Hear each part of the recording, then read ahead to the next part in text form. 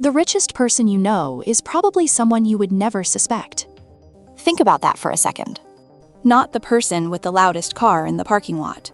Not the one making the biggest announcement in the room. The richest person you actually know is likely the one you'd walk right past. They drive something sensible. They live in a house that's smaller than they could easily afford. And when they open their banking app, their stomach doesn't drop. Nothing happens. They just glance at the number and close it. Here's the part nobody tells you. That calm is not luck. That calm is the entire point. Real wealth almost never announces itself. It gets quiet, it gets comfortable, and from the outside, honestly, it looks a little bit boring. By the end of this video, you're going to understand why that boredom is the single clearest sign that someone has actually made it, and why the people who look the most impressive are so often the ones holding their whole life together with minimum payments. So let's start with the thing that trips almost everyone up. Wealth is invisible. We've been trained by advertising and by every scroll through social media to read money in objects. A luxury watch, a designer badge on the front of a car, a house with more square footage than a family will ever use. But here's what those things actually are. They're receipts. A receipt is proof that money left the building. It is the opposite of a bank balance. When you see someone draped in expensive things, you are not looking at their wealth. You are looking at a photograph of their wealth leaving. Let me make that concrete, because this is where it gets real. Say you finance a $50,000 vehicle. That's a payment of around $700 a month, every month, for years, on a thing that is losing value the entire time you own it. Now picture the boring version of that same person. They buy a modest, reliable car instead, and they take that same $700 a month and quietly put it into the market, just steadily, month after month. Over 6 years, at long-run stock market returns, that choice grows to nearly $70,000. Same monthly amount, same person, completely different life.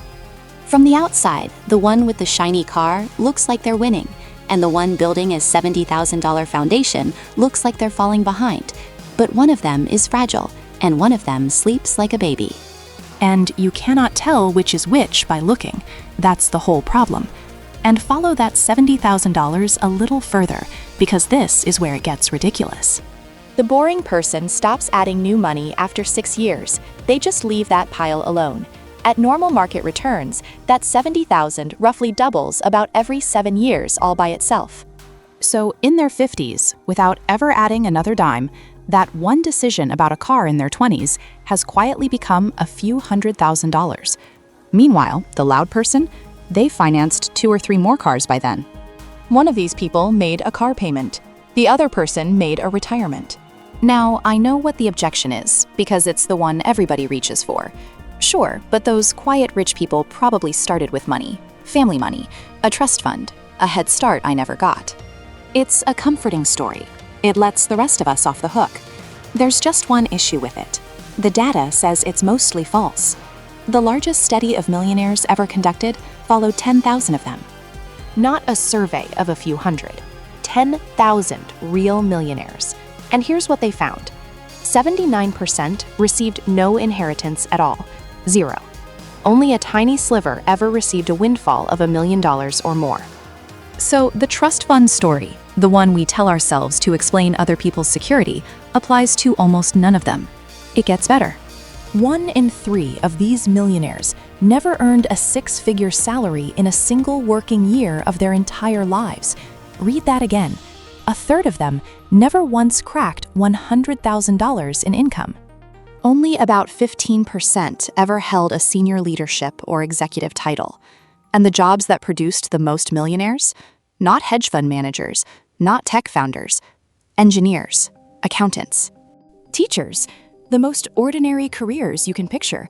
So how did they do it? More than 9 out of 10 of them gave the same painfully unglamorous answer. They worked hard.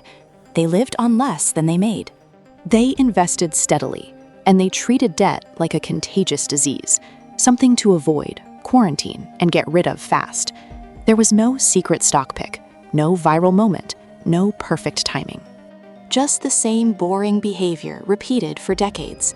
And that word, boring, brings us to the engine underneath all of it.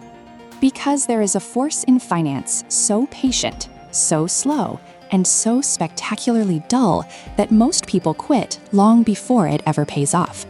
It's compound interest, and it is the closest thing to magic that money actually has. Here's how to think about it without any math degree. The historical average return of the broad stock market is around 10% a year. There's a rule of thumb called the rule of 72. You take 72, divide it by your return, and you get the number of years it takes your money to double. 72 divided by 10 is a little over 7, so roughly speaking, your money doubles about every 7 years. Now here's why almost everyone gives up. Doubling sounds unimpressive at first. $1 becomes 2. 2 becomes 4. 4 becomes 8. Big deal, right? The early years feel completely pointless. You put in money for years and it barely seems to move. But watch what happens on the far end. The doublings that felt like nothing at the start become enormous at the finish. The jump from 100,000 to 200,000 is the same one double as the jump from $1 to 2. Except now it's $100,000 appearing, seemingly out of nowhere, in a single step. Let me walk one number all the way through, out loud, so you can feel it. Start with $10,000 and just let it ride. After about 7 years, it's $20,000. After 14, $40,000. After 21 years, $80,000. After 28, $160,000.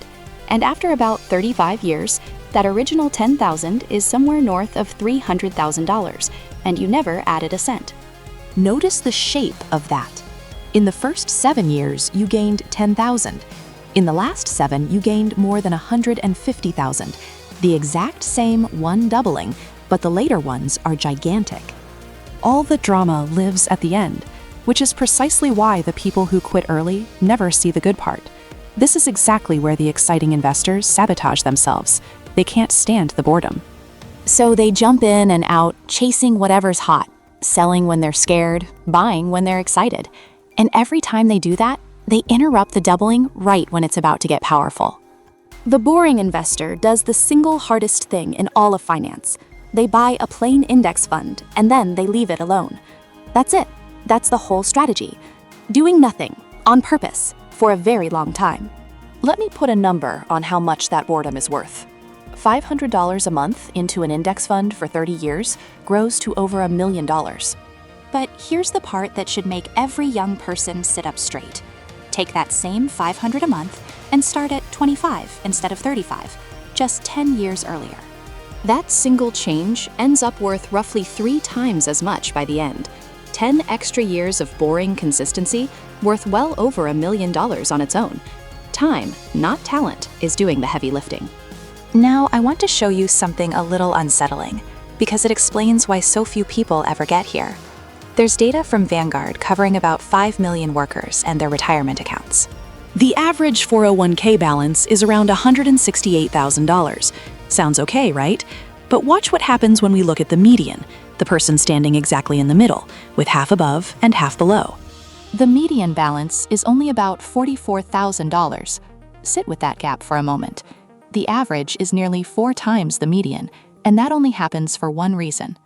A small, quiet group of consistent savers has built so much that they single-handedly drag the whole average upward. Meanwhile, the typical person, the actual middle, has about $44,000. And $44,000 turned into retirement income produces something like $150 a month.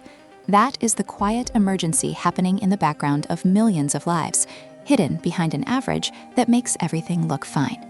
And I want you to really hear what $150 a month means, because it's easy to let a number like that slide right past. That is not a supplement to a comfortable retirement. That's a couple of tanks of gas. That's one modest grocery run. For the typical worker, after a lifetime of showing up, that's what the account actually throws off. Which means their real retirement plan isn't the 401k at all. It's Social Security and hoping nothing goes wrong. That is the true state of retirement in this country, and almost nobody says it out loud, because the shiny average lets everyone look away.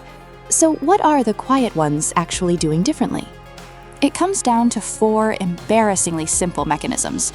Not secrets, not tricks, just plumbing. Let's walk through all 4. The first is strict automation. Here's the uncomfortable truth about willpower. It doesn't build wealth. Nobody, month after month, decade after decade, successfully chooses to save using nothing but discipline. What actually works is setting up automatic transfers that move money into your investments the very day you get paid, before you ever see it, before it ever touches your checking account, before your brain gets a vote. The wealthy version of your behavior happens on autopilot, and the reckless version, that one takes effort. You have to actively log in and move money out to sabotage yourself. Automation flips the difficulty. It makes the good thing effortless and the bad thing annoying. And this is not abstract. It's a 15-minute job you can do this week. If your employer offers a 401k, log in and set your contribution to a percentage, not a dollar amount, so it grows automatically every time you get a raise. Grab the full employer match first if there is one. That's an instant, guaranteed return you will never beat anywhere else.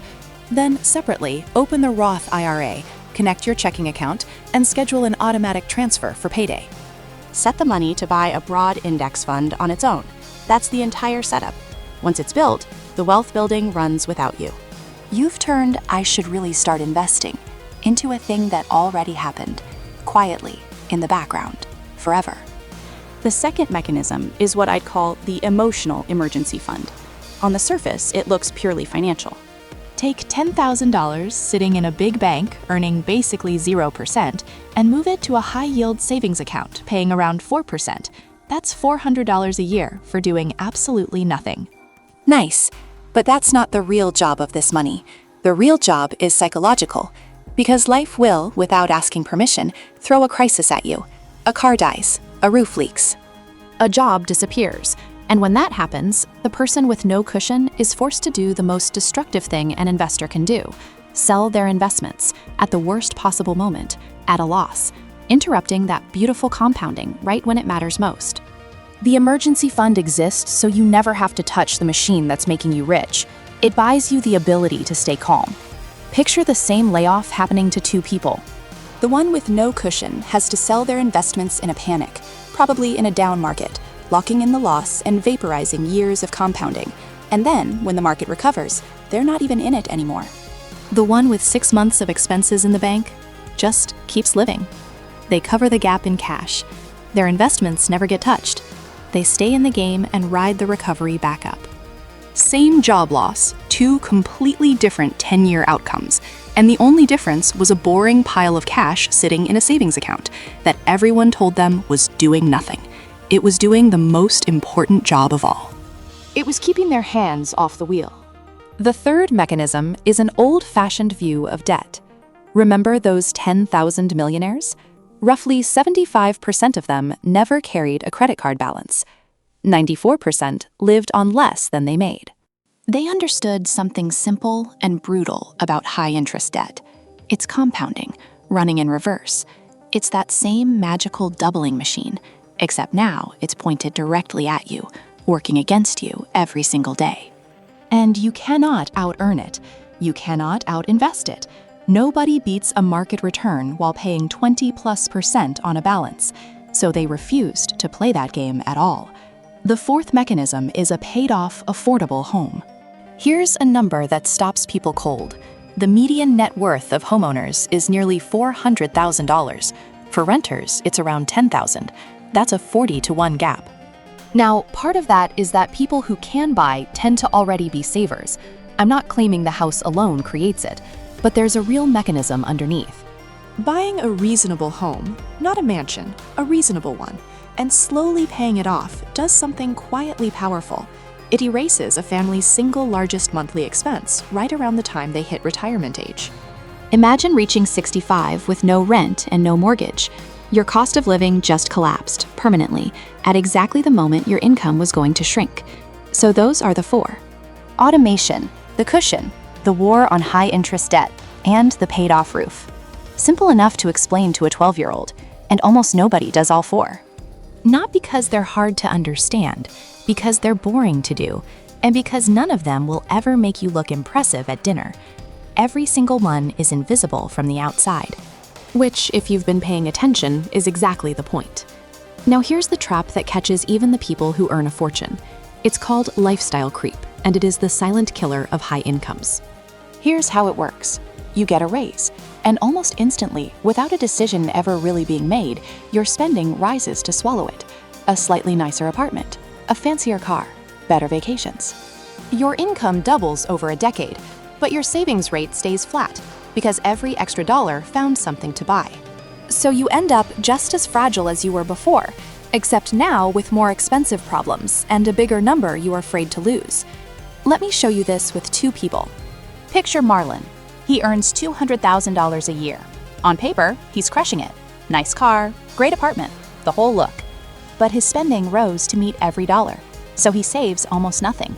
If Marlon lost his job tomorrow, he'd be in serious trouble within about 2 months. 2 months of runway on a $200,000 income. Now picture Bernadette. She's a retired school teacher. She never once earned 6 figures in her life. But she invested steadily every single month for decades, and she never let her spending balloon. Bernadette is a millionaire. Marlon looks rich and is fragile. Bernadette looks completely ordinary and is completely free. And if you pass them both on the street, you would guess exactly backwards about which one had the money. The fix for lifestyle creep is one idea. You have to define what enough actually costs you. Sit down and figure out what a genuinely good life for you actually runs. Not a deprived life, a good one. And then, when your income climbs past that line, you refuse to let your spending follow it up. Every raise after enough goes straight into investments, automatically, before you can feel the itch to upgrade. That's the whole discipline. Decide what enough is, and then defend the line. Now, you might be thinking this is all fine for regular folks, but the truly rich obviously live differently, so let me point you at one of the richest men who has ever lived. Warren Buffett, net worth north of $100 billion, and he still lives in the same house in Omaha that he bought in 1958 for $31,500. It's worth well over $1 million now, but he never left. He drives himself around, he uses a cheap phone, and he once said something that I think about constantly. He warned that possessions start to possess you. Past a certain point, the stuff you own starts owning you back. Your time, your attention, your peace. The single most successful investor on the planet organized his entire life around owning less, not more. That should tell you something. Buffett said one more thing worth hearing. He warned that the financial world thrives on cultivating gamblers. And that leads us straight to the last piece of this, which is maybe the most important. The entire financial and social media machine is built to make you feel like you are falling behind. Think about what actually gets your attention online. Fast bets, single-day options, a crypto coin that went up 400% last week. These things are loud by design, because loudness is how they recruit players. The noise is the marketing. An industry generates billions of dollars selling you excitement, hype, and the fear that everyone else is getting rich without you. And here's the quiet truth underneath all that noise. Steady index investing generates 0 headlines. Paying off a modest car generates 0 headlines. Nobody films a triumphant video about automatically transferring $500 into a boring fund for the 200th month in a row, so it never trends, it never reaches you. People aren't falling behind because they missed some secret. They're falling behind because the actual truth about building wealth is just too boring to go viral. The most powerful financial strategy in the world will never, ever trend online. And that's exactly why it keeps working for the few who ignore the noise and do it anyway. So let me leave you with what this all actually feels like. Because in the end, real wealth was never a performance for strangers. It's not the car, it's not the watch, it's not the number you can flash. Here's what it really is. It's a random Tuesday. A surprise bill lands in your inbox, and your heart rate doesn't spike. Work has a slow week, and you don't lie awake at 3 a.m. doing math.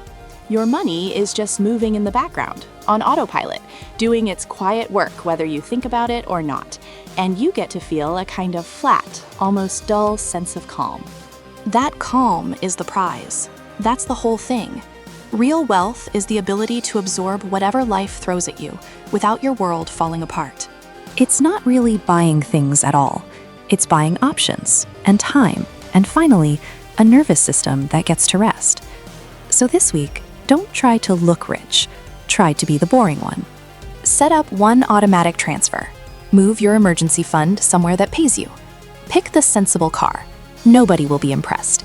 And that's exactly how you'll know it's working. If this shifted how you think about money, do me a favor, hit subscribe, because we go deep on this quiet, unhyped way of building wealth every single week. Give this video a like so it reaches somebody who needs to hear that they're not actually behind. And I'd genuinely love to know in the comments, what's one loud purchase you almost made and talked yourself out of? Tell me your story down below. I read them. I'll see you in the next one.